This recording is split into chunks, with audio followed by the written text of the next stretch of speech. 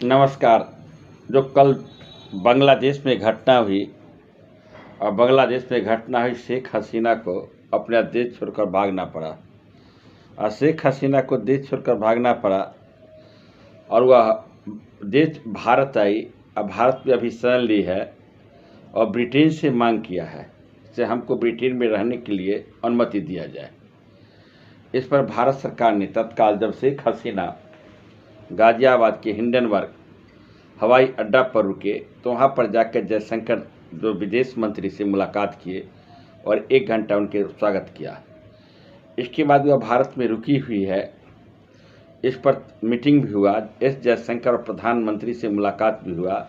इसके साथ जो विपक्ष के नेता थे राहुल गांधी से भी एस जयशंकर की बात हुई और 15 मिनट तक पीएम से बात हुआ। यह घटना क्यों घटी, बांग्लादेश में ऐसा क्यों हुआ, लगातार 3 बार सत्ता में आई। इस बार जो चुनाव हुआ था आज से कुछ दिन पहले, 4 से 5 महीना पहले, फुल मेजोरिटी में आई शेख हसीना और फिर उनको देश से अपदस्थ होना क्यों पड़ा, सत्ता क्यों गंवानी पड़ी, विरोध क्यों हुआ, इसका कारण क्या था, उस कारण को समझिए। 5 जून 2024 की बात है। आरक्षण का मुद्दा था। इन्होंने 30% सुप्रीम कोर्ट का फैसला आया था कि आरक्षण को हम कंटिन्यू रखेंगे। कैसा आरक्षण, जो उन्होंने 30% आरक्षण दिया था। किसको आरक्षण दिया था? जो 1971 में बांग्लादेश का निर्माण हुआ था, उसमें पश्चिमी पाकिस्तान और पूर्वी पाकिस्तान था और पूर्वी पाकिस्तान के निर्माण बांग्लादेश हुआ था। अब बांग्लादेश के निर्माण में उस समय भारत की वहाँ की जो मुक्ति वाहिनी सेना थी, भारत ने काफ़ी उसको मदद किया था और बांग्लादेश के निर्माण में। और बांग्लादेश के प्रथम जो राष्ट्रपति थे शेख मुजीबुर रहमान थे और शेख मुजीबुर रहमान थे जिस ढंग से national father of India Mahatma Gandhi को कहा जाता है, उसी ढंग से national father of the Bangladesh Sheikh Mujibur Rahman को कहा जाता है। बांग्लादेश के निर्माण में भारत का बहुत महत्वपूर्ण बड़ा रोल था। भारत और बांग्लादेश के बीच बहुत गहरा संबंध है और जब आरक्षण का मुद्दा 30% की बात आई तो सुप्रीम कोर्ट ने कहा कि ठीक है, आरक्षण के मुद्दा को 30% बरकरार रखा। इसके बाद घटना क्या घटती है, यूनिवर्सिटी के छात्र इस आरक्षण पर विरोध में मीटिंग करते हैं, काफ़ी दबाव करते हैं। जमात इस्लाम एक संगठन है, उस संगठन के लोग भी इस पर विरोध करते हैं। काफ़ी विरोध होता है। विरोध के दौरान लगभग 180 या 200 के लगभग छात्र मारे जाते हैं और काफ़ी छात्र घायल हो जाते हैं। इतना सड़क पर विरोध हो जाता है, काफ़ी छात्र घायल और मारे जाते हैं। अंत में शेख हसीना को झुकना पड़ा और कोर्ट को पीछे हटना पड़ा और कहा कि हम आरक्षण को समाप्त करते हैं। लड़के आरक्षण की सीमा को कितना कहने की बात कर रहे थे, वह कह रहे थे कि हम 7% से अधिक आरक्षण नहीं मिलना चाहिए। लेकिन यहाँ कितना आरक्षण था? 30%। आरक्षण ही मैटर नहीं है और कहिएगा एक आरक्षण मैटर एक तत्कालिक कारण है। किसी भी घटना का बहुत सारे कारण होते हैं, लेकिन आरक्षण एक क्या है? तत्कालिक कारण है। जो पुरानी जो बांग्लादेश में शेख हसीना के खिलाफ जलती हुई चिंगारी जो जल रही थी बहुत दिन से चिंगारी, उसमें आरक्षण का मैटर घी देने का काम किया, घी का काम किया है। अंत में वापस ले लिया गया आरक्षण, लेकिन फिर विरोध क्यों हुआ, क्या कारण था वहाँ पर विरोध हुआ? शेख हसीना है, वहाँ के जो विरोध किए थे आरक्षण के खिलाफ, सुप्रीम कोर्ट के खिलाफ, जो आरक्षण पहले शुरू में कंटिन्यू रखा था उसका विरोध किए थे, उसको सब एंटी टेररिस्ट घोषित कर रहा था और उस पर रेड बढ़वा रहे थे, उसके नेता में जेल में डाल रहे थे। इस पर बहुत सारे संगठन ने भी शेख हसीना को कहा था कि दिमाग कुछ ठंडा कीजिए और अभी जो आरक्षण का जो विरोध कर रहे थे उसके विषय में कुछ नहीं बोलिए, अभी शांत हो जाइए। लेकिन शेख हसीना इस बात पर मानने वाली नहीं थी।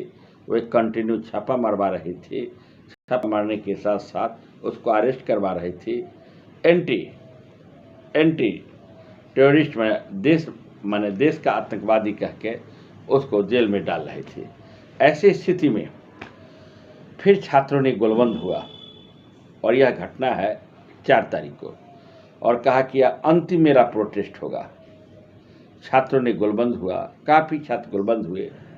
क्यों गोलबंद हुए? एक तरफ तो हुए उन्होंने आरक्षण को हटा दिए, सुप्रीम कोर्ट आरक्षण को डिसमिस कर दिया। यहाँ तक की बात है 93% आरक्षण की बात तक देने की बात आई है। छात्र को हर बात मान लिया गया, जिस बात के लिए प्रोटेस्ट हुआ था वह प्रोटेस्ट हर बात को मान लिया गया। लेकिन फिर मानने के बाद वहाँ विरोध क्यों हुआ? विरोध इसलिए हुआ कि शेख हसीना अपने बयान से बाज नहीं आ रही थी। बाज नहीं आने के बाद भी छात्र संगठन के नेता जो आंदोलन से जुड़े हुए आंदोलनकारी थे उस पर छापा मरवाना, उस पर एंटी टेररिस्ट कहना और इस ढंग से बयान देना छात्रों पर नागवार गुजरा। उन्होंने क्या किया? जुलूस निकाला, और क्या क्या अंतिम जुलूस है। लाखों लोग उस जुलूस में शामिल हुए, लाखों लोग जुलूस में शामिल हुए। उस दिन भी काफ़ी व्यक्ति मारे गए, काफ़ी घायल हुए। कहा जाता है कि 100 से अधिक लोग मारे गए, 100 से अधिक लोग मारे गए, जिस कारण स्थिति भयावह हो गई। सेना ने अल्टीमेटम दिया, किसको? शेख हसीना को। और शेख हसीना को सेना ने अल्टीमेटम दिया कि आप क्या कीजिए, बांग्लादेश छोड़िए। शेख हसीना 30 बैग लेकर, सेना ने क्या दिया? अब विशेष सहायता मांगी थी और सेना से रिक्वेस्ट किया था, रुकी थी शेख हसीना कि हमें कुछ बोलने का मौका दीजिए, और जो मैं बोलूँगा उसके टीवी और रेडियो के माध्यम से प्रसारण हो। लेकिन वहाँ की सेना ने इसकी अनुमति नहीं दी।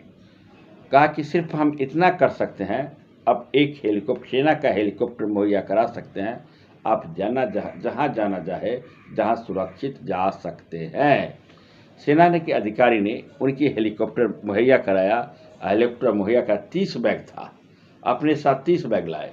30 बैग लाए, उसके साथ क्या था? बैग को चेक किया गया।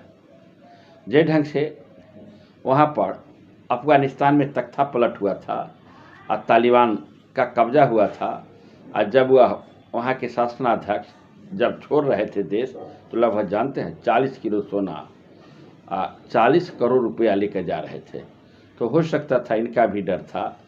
आपको श्रीलंका में भी तख्ता पलट हुआ है, श्रीलंका में महंगाई हुआ, जानते हैं ना, महंगाई के कारण कितना दाम बढ़ा था, वहाँ भी तख्ता पलट हुआ।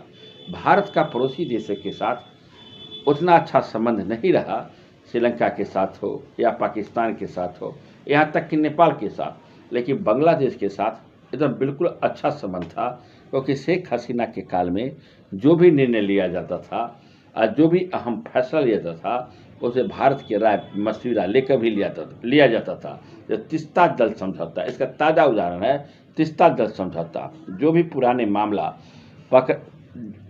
पेंडिंग था, उस पेंडिंग को सुलह करने का प्रयास कर रही थी शेख हसीना और भारत के बीच। यानी भारत और शेख हसीना के बीच बहुत गुड संपर्क था, क्योंकि शेख हसीना किसकी बेटी है? शेख मुजीबुर रहमान को, जो national father of the Bangladesh कहा जाता है। इसके बाद वह भारत आई। भारत आने के बाद हैदराबाद में, गाजियाबाद ये हिंडन एयरवेज पर उनकी फ्लाइट रुका। फ्लाइट रुकने के बाद एस जयशंकर उनका स्वागत किया, 1 घंटा तक रहा। लेकिन ऐसी स्थिति में भारत क्या कर सकता है? भारत रुके हुए है, वह ब्रिटेन जाना चाहती है, लंदन जाना चाहती है। लंदन की सरकार से अनुमति जो ही आएगी वह लंदन चली जाएगी। ऐसे भारत को क्या करना चाहिए? यह एक अंतर्राष्ट्रीय मुद्दा है। अगर भारत इसमें काफ़ी सोच समझकर भारत इस पर हस्तक्षेप करेगी।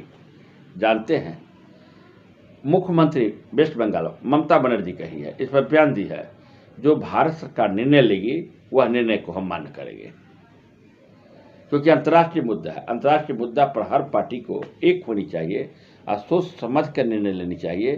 क्योंकि अगर वहाँ की जनता के खिलाफ निर्णय लेते हैं, अगर कोई वहाँ पर एंटी गवर्नमेंट बनती है या सेना का गवर्नमेंट बनता है, तो वैसी स्थिति में भारत के साथ संबंध भी खराब हो सकता है। इसलिए भारत सरकार सोच समझ कर फूक फूक कर अपना कदम रख रही है। यही है बांग्लादेश के तख्ता पलटने का कारण। मुख्य कारण क्या था, मैंने चर्चा किया। और क्यों शेख हसीना भारत आई है, भारत और बांग्लादेश के साथ क्या संबंध था, संबंध पर चर्चा किए। आरक्षण समाप्त होने के बाद तो आरक्षण समाप्त होने के बाद क्यों वहाँ पर फिर स्टूडेंट यूनियन और स्टूडेंट ने आंदोलन किया, इस पर चर्चा किए। मुख्य रूप से यही है बांग्लादेश के घटनाक्रम, यही है चर्चा। फिर मिलते हैं अगले वीडियो में कोई नई अपडेट के साथ। जय हिंद, जय भारत, थैंक यू।